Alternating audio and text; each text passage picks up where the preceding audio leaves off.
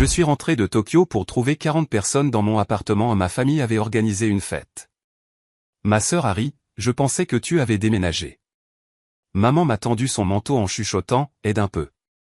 Je suis restée silencieuse. Cette nuit-là, j'ai changé les serrures. 2 jours plus tard. Ils sont revenus en larmes. J'ai déverrouillé la porte de mon appartement après un vol de 13 heures depuis Tokyo et je suis tombé en plein milieu d'une baby shower. Des ballons partout, des confettis, des bambins qui hurlaient. Un inconnu m'a tendu un œuf mimosa. J'ai laissé tomber ma valise. 40 personnes que je ne connaissais pas s'entassaient dans mon appartement, comme si c'était une foutue salle de location. Et puis je l'ai vue. Ma sœur, enceinte de 7 mois, pieds nus sur mon canapé blanc, ouvrant des cadeaux comme si c'était son trône. Elle a levé les yeux, a cligné une fois et a ri. Oh, dit-elle, son visage s'illuminant comme si j'étais une cousine perdue de vue. Je pensais que tu avais déménagé. Mon nom est Daniel Pierce et d'où que vous regardiez, dites-moi en commentaire, êtes-vous déjà rentré chez vous en vous sentant comme un fantôme dans votre propre vie? Je n'ai pas dit un mot. Mes yeux ont balayé la pièce. Mes étagères avaient disparu. Mes plantes étaient en train de mourir. Ma vaisselle circulait comme des plateaux de fête. C'est alors que ma mère s'est approchée. Elle n'a même pas dit bonjour. Elle a juste affiché ce petit sourire pincé qu'elle arbore quand elle fait quelque chose de cruel en pensant que vous ne le remarquerez pas. Elle a retiré son manteau et me l'a tendu comme si j'étais une employée. Aide un peu, d'accord, a-t-elle chuchoté. Ne gâche pas la journée de ta sœur. C'est le chuchotement qui m'a achevé. Comme si j'étais un problème à gérer. J'ai pris le manteau, je l'ai accroché. Puis j'ai fait demi-tour, je suis retourné dans ma chambre, celle qu'ils avaient transformée en débarras à couches, et j'ai fermé la porte. Je me suis assise sur le bord du sommier nu et j'ai fixé le sol, tandis qu'à 15 mètres de là, il portait un toast à une nouvelle vie en piétinant la mienne comme si elle ne signifiait rien. Je n'ai pas crié. Je n'ai pas pleuré. Cette nuit-là, après leur départ, alors que l'appartement empestait la lotion pour bébé et le vin éventé, j'ai changé les serrures. 2 jours plus tard, ils sont revenus. Cette fois, ils frappaient à coups de poing, hurlaient, pleuraient. Parce que les serrures n'étaient pas la seule chose que j'avais changée. Et ce qu'ils avaient perdu, ils ne le récupéreraient jamais. Vous voulez savoir le pire? Ce n'était même pas le choc sur leur visage quand ils m'ont vu. C'était de l'agacement. Pourquoi Daniel est-elle là? Elle ne sait pas qu'on est passé à autre chose? Passé à autre chose, sans moi, dans ma propre maison. L'appartement était à moi, légalement. Je payais le bail, les charges, le wifi, tout. Même depuis Tokyo, j'avais tout maintenu. J'avais dit à ma famille de se sentir libre de veiller dessus pendant que je travaillais à l'étranger pour quelques mois. Ma sœur avait pleuré, se plaignant d'être enceinte et mal à l'aise. Maman avait dit que ce ne serait que pour un petit moment. Je leur ai fait confiance. Bêtement. Mais je n'étais pas préparé à ce qu'ils m'effacent complètement du tableau. Le lendemain matin, j'ai inspecté chaque centimètre de ma maison. Chaque tiroir était rempli d'affaires de bébé. Mon placard, vidé. Mes livres, donnés. Mes vieux journaux intimes, jetés dans un sac poubelle près de la porte d'entrée, avec un post-it collé dessus qui disait « à déchiqueter ». Il n'y avait plus de place pour moi. Alors j'ai fait de la place. Avec le feu dans la poitrine et la lucidité dans les os, j'ai d'abord appelé mon propriétaire. Je lui ai demandé si quelqu'un avait soumis une demande de sous-location ou de changement de locataire. Il a dit non, j'étais toujours l'unique locataire. Parfait. Puis j'ai posé des questions sur mes droits légaux de rentrer chez moi. Il a dit, tant que vous êtes la titulaire du bail et que le loyer est payé, vous pouvez changer les serrures quand vous voulez. C'est ce que j'ai fait. Cette nuit-là, j'ai mis en carton chaque décoration rose, chaque chauffe-biberon, chaque fausse plante qu'ils avaient apportée. J'ai tout empilé proprement dans le couloir, devant ma porte. Puis j'ai fixé une limite que j'aurais dû tracer des années plus tôt. J'ai envoyé un seul message au groupe de discussion familiale, l'appartement n'est plus disponible. Veuillez récupérer vos affaires dans le couloir. Ne rentrez plus. Je suis sérieuse. Mon téléphone s'est allumé comme un sapin de Noël. 36 messages en moins d'1 minute. Daniel, c'est quoi ce délire? Où est le sac à main de maman? Tu plaisantes? Ta sœur est enceinte. Ne sois pas cruel. Et puis, finalement, ma mère, je t'ai mieux élevé que ça. Celui-là m'a fait éclater de rire. 2 jours plus tard, ils se sont pointés. Les coups à la porte se sont transformés en martèlement. Le martèlement s'est transformé en sanglots. Ils ne demandaient pas pardon. Ils suppliaient pour avoir accès. Mais ce qu'ils voulaient vraiment, c'était le contrôle. Et j'en avais assez d'être leur paillasson. Ils ont campé dans le couloir comme des squatteurs. Je les observais à travers le Judas. Maman, avec ses perles et son pantalon repassé, tenant son sac à main comme une offrande de paix. Ma sœur, appuyée contre le mur, s'éventant de façon dramatique, son fiancé lui frottant le dos comme si elle était la victime. Je n'ai pas ouvert la porte. À la place, j'ai mis mes écouteurs, je me suis versé du thé dans la seule tasse restante qu'ils n'avaient pas donnée, et je les ai laissés mariner dans leur silence. Ils sont restés des heures. Finalement, j'ai reçu un texto de ma cousine, Rachel, la seule de la famille à avoir une colonne vertébrale. Elle disait, « Ça va ? Il raconte à tout le monde que tu as pété les plombs. Que Tokyo t'a changé, que tu prends des substances. » J'ai failli laisser tomber mon téléphone. Alors maintenant, c'était moi l'instable. Classique. Le lendemain, mon téléphone a sonné. C'était mon oncle Greg, un avocat qui n'appelle que quand quelqu'un est mort ou poursuit quelqu'un en justice. Il a commencé par « Daniel, ta mère est très blessée. Ne peux-tu pas être un peu plus compréhensive ?» J'ai fermé les yeux. « Oncle Greg, ai-je dit, il dit qu'ils avaient organisé une baby shower avec 40 inconnus dans mon appartement pendant que j'étais à l'étranger ? Qu'ils avaient jeté mes journaux intimes ? Qu'ils avaient ri quand je suis entré ? » Il y a eu une longue pause. « Eh bien, la famille fait des erreurs. Et voilà cette vieille rengaine empoisonnée. La famille fait des erreurs, la famille signifie le pardon, la famille d'abord. Mais personne ne m'a jamais demandé ce dont j'avais besoin. Personne ne m'a demandé pourquoi j'étais parti à Tokyo en premier lieu. Je ne suis pas parti pour un travail. Je suis parti parce que j'étais fatigué d'être traité comme une choriste dans leur opéra de chaos sans fin.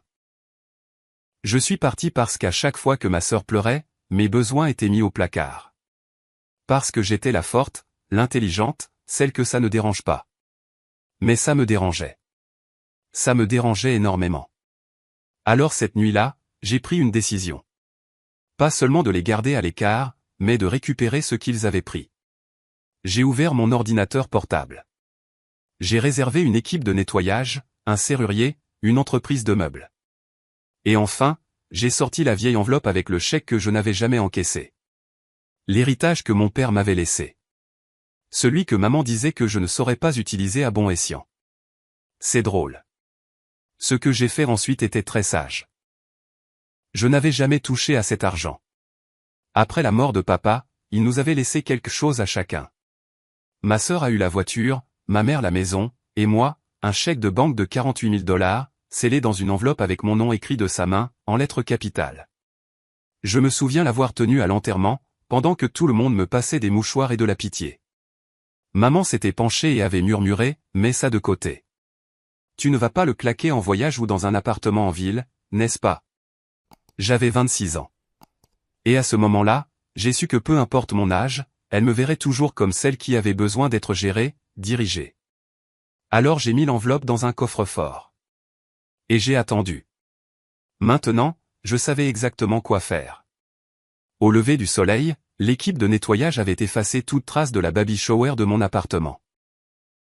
Les confettis dans les bouches d'aération, les éraflures sur les murs, même les empreintes de mains roses sur le frigo.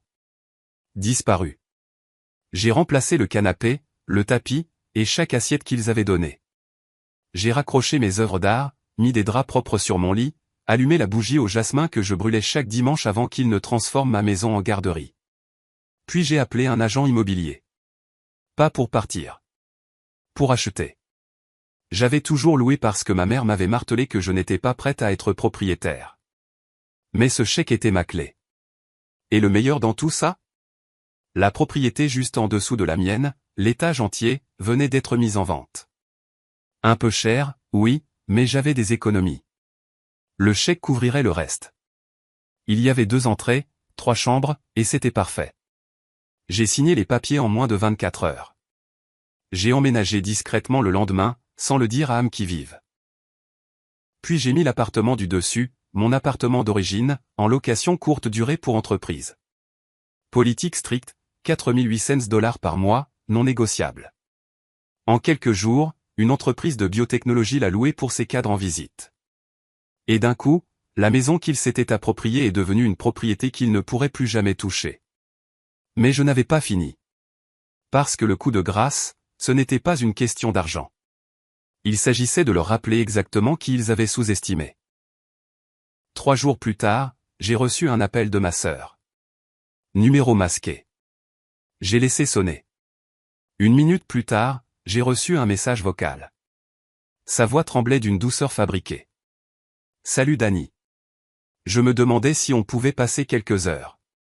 On a, laissé le couffin et quelques cadeaux. Maman a dit que tu comprendrais. Comprendre. J'ai fixé mon téléphone comme si c'était une bombe. Comprendre quoi? Qu'ils ont volé mon espace, jeté ma vie, puis s'attendaient à ce que j'agisse comme une concierge d'hôtel? Mais je ne l'ai pas bloqué. Je voulais qu'ils ressentent ce silence, ce vide qu'ils avaient créé. Pas d'explication, pas de dispute. Juste de la distance. 1 semaine est passée. Puis j'ai reçu une notification d'événement Facebook. Baby Brunch, organisé par la famille Daniels. Même titre, même bannière rose stupide. Mais maintenant, c'était chez ma mère. Bien. J'ai cliqué sur « N'y participe pas ». Et c'est là que le démantèlement a vraiment commencé. D'abord, la société de location de mon immeuble a appelé.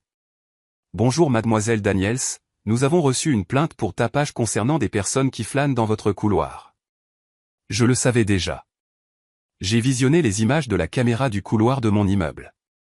Ils étaient là. Ma mère, ma sœur, son fiancé, debout devant la porte de mon ancien appartement, maintenant loué à un cadre d'une entreprise du Fortune 500 qui n'était certainement pas chez lui. Il criait. Il ne frappait même plus. Il criait, elle ne peut pas faire ça. C'est nous qui avons décoré cet appartement. Ouvre cette porte tout de suite, Daniel. J'ai appelé la sécurité, je leur ai envoyé les images, j'ai déposé une plainte pour harcèlement. Puis j'ai envoyé un dernier texto de groupe. Si vous vous présentez à nouveau chez moi, à n'importe quel étage, à n'importe quelle porte, je déposerai une demande d'ordonnance restrictive. Ce n'est plus un avertissement. Cette fois, personne n'a répondu. Mais Rachel, elle, m'a appelé. Discrètement, prudemment. Dani, dit-elle, tu dois savoir quelque chose. Maman raconte à tout le monde que tu l'as volé. Que l'appartement était à son nom. Je n'ai même pas sourcillé. Parce que j'avais des preuves. Le bail, les paiements, les eurodatages. Et maintenant, l'acte de propriété de l'unité du dessous. Mais ce qu'elle ne savait pas, c'est que j'avais encore un coup à jouer. Une frappe silencieuse. Le genre que l'on n'entend pas venir avant qu'il ne soit déjà trop tard. L'idée m'est venue à 2h14 du matin.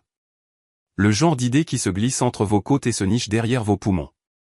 Froide, nette, finale. Ils voulaient mon espace, ma paix, mon silence. Alors je leur ai donné les 3, et je les ai forcés à regarder. Le lendemain matin, j'ai contacté une entreprise locale de design d'intérieur. Luxe, service complet, discrétion.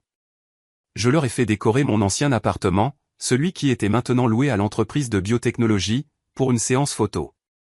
Des fauteuils en velours luxuriant, des œuvres d'art encadrées d'or, des livres d'Audre Lorde et de Maya Angelou disposés comme des autels sur la table basse. Une carte sur la console de l'entrée qui disait « Bienvenue dans votre sanctuaire. Vous êtes en sécurité ici ». Puis j'ai posté les images sur Instagram avec une seule légende, elle a reconquis son espace et n'a jamais regardé en arrière. Pas de tag, pas de lieu. Mais maman me suit sous un faux nom, @mamibeni1956, comme si je ne le savais pas. Il a fallu 46 minutes pour que le premier texto arrive. C'est ton appart? Tu le loues comme un hôtel? Après tout ce qu'on a fait? Puis est venu celui de ma sœur. Sérieusement, tu profites de l'appartement qu'on a rendu si beau? Je l'ai laissé en « lu ». Je n'avais pas fini. Cette même semaine, j'ai donné tout ce qu'ils avaient laissé derrière eux. Le transat pour bébé, les cadeaux non ouverts, même l'arche de ballon personnalisée pour laquelle ils avaient payé des centaines de dollars. Tout est allé à un refuge pour femmes locales. J'ai envoyé le reçu fiscal à l'adresse email de ma mère avec pour objet, en votre nom. Puis, le silence. Pour une fois, un silence réel et amer. Pas de coup à la porte, pas de fausses excuses. Juste le son d'une famille réalisant que son emprise avait définitivement glissé. Mais ce qui les a brisés, c'est la fête. Parce que 2 semaines plus tard, j'ai organisé une pendaison de crémaillère. Élégante, simple. Seulement 15 invités. Des gens qui me connaissaient, qui ne m'avaient jamais demandé de me faire petite, de servir, ou de disparaître. Il y avait du vin, du jazz, et de la joie. Le genre de joie tranquille et invendable. À 21h34, le gérant de mon immeuble m'a envoyé un texto, « Salut, votre mère et votre sœur viennent d'essayer de monter. Elles ont dit qu'elles étaient invitées. » Je leur ai dit de partir. J'ai répondu, « Merci. » Elles ne l'étaient pas, puis j'ai levé mon verre vers l'horizon de la ville et j'ai porté un toast au pouvoir d'être complètement injoignable. 3 semaines ont passé. Je dormais comme une pierre. Non pas parce que tout était parfait, mais parce que, pour une fois, personne ne volait ma paix simplement parce qu'ils étaient plus bruyants. J'ai arrêté de sursauter quand j'entendais l'ascenseur, de me crisper quand un coup à la porte résonnait dans le couloir. Je possédais ce silence maintenant, comme une terre. Mais je connaissais ma mère. Et je savais que son silence ne signifiait pas la reddition. Cela signifiait qu'elle préparait quelque chose. Et bien sûr, un après-midi, j'ai reçu une lettre par la poste. Enveloppe épaisse, pas d'adresse de retour. À l'intérieur, un avis dactylographié, imprimé sur du faux papier à en-tête juridique, exigeant la restitution immédiate des biens de la famille Daniels, suivi d'une liste d'articles que j'avais déjà donnés au refuge pour femmes. Ils ont vraiment essayé de me signifier une fausse ordonnance d'expulsion pour un appartement dont j'étais propriétaire. C'est à ce moment-là que j'ai senti quelque chose d'étrange monter en moi. Pas de la rage, pas du chagrin. De la pitié. Il s'accrochait au fantôme du contrôle. Mais les serrures avaient changé, et moi aussi. Je n'ai pas répondu. À la place, j'ai transféré la lettre à mon avocat, qui m'aidait à finaliser la nouvelle société que j'avais créée pour l'unité de location. L'appartement était maintenant sa propre entreprise. Légalement protégé, financièrement distant de moi. Ainsi, même s'ils essayaient de créer des problèmes avec la société de location, mon nom n'apparaîtrait même pas. Le dimanche suivant, j'ai fait quelque chose d'impensable. J'ai conduit jusqu'à la maison de ma mère. Pas pour la voir. Pour y déposer quelque chose. J'ai laissé une boîte sur son porche. À l'intérieur, la seule chose que je n'avais pas jetée, le livre d'or rose de la Baby Shower. Mais j'y avais apporté un petit changement. J'avais fait relier les pages en cuir noir. Sur la page de garde, j'avais écrit, « Pour chaque fois que vous avez essayé de m'effacer de ma propre vie, voici un souvenir du dernier jour où vous y êtes parvenu. » Je n'ai jamais frappé. Je n'ai jamais sonné. Je l'ai juste laissé là, comme des cendres. Quand je suis revenu à mon immeuble, le responsable de la réception m'a interpellé. « Salut mademoiselle Daniels, cette femme dont vous nous aviez averti. » Elle est revenue. Bien sûr. Il a affiché les images de la caméra. Elle était là, ma mère, debout devant l'ascenseur, tenant le livre d'or comme s'il lui brûlait les mains. Elle n'a pas demandé à monter cette fois. Elle est juste restée là, à fixer la caméra de sécurité, les yeux vitreux, la bouche tremblante. Puis elle s'est retournée et est sortie par la porte d'entrée. Pas de crise de colère, pas de scène. Juste partie. Et c'est là que j'ai su que c'était fini. Elle avait compris. Les serrures ne pouvaient pas être forcées. La fille qu'elle avait l'habitude de commander n'habitait plus là. Seule la femme qui avait reconstruit les ruines en quelque chose de sacré.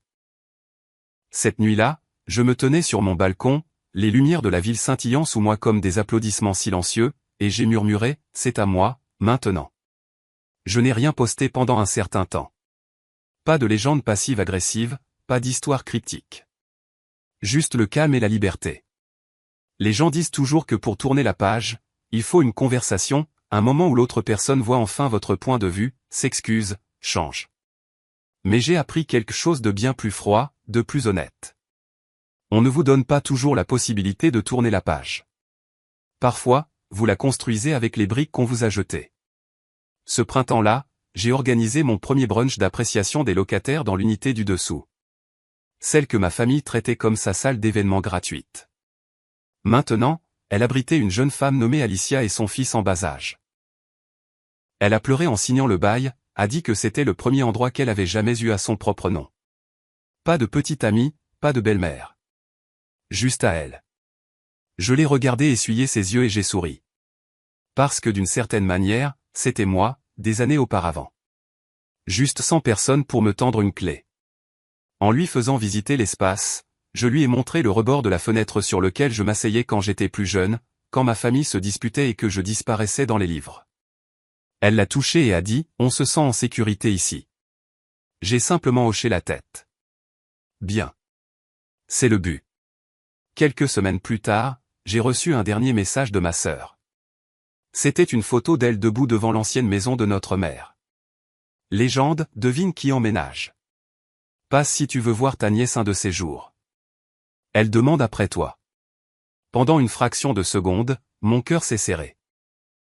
Pas parce qu'elle me manquait, mais parce qu'une partie de moi voulait encore lui manquer en retour. Mais ensuite, j'ai regardé mon espace. Mes murs. Mes règles. Ma paix. Et j'ai réalisé quelque chose. Le pardon n'est pas une invitation. C'est une libération. Je pouvais lui pardonner et ne plus jamais franchir cette porte. Je pouvais aimer le souvenir de qui nous étions autrefois et toujours protéger la femme pour laquelle je m'étais si durement battu. Alors j'ai répondu, dis-lui que Tati lui dit bonjour et qu'elle est toujours dans mon cœur. C'est suffisant. Puis j'ai bloqué le numéro. Non par haine, mais par guérison. Je me tenais pieds nus dans ma cuisine. Celle où j'avais autrefois pleuré, ri, et failli tout abandonner. Et je me suis versé un verre de jus d'orange froid. Dehors, le soleil se levait, la lumière se déversant comme une grâce. Je me suis appuyé contre le comptoir et j'ai pris une gorgée, les yeux fermés, n'écoutant rien d'autre que ma propre respiration. Et dans ce doux silence, je l'ai entendu.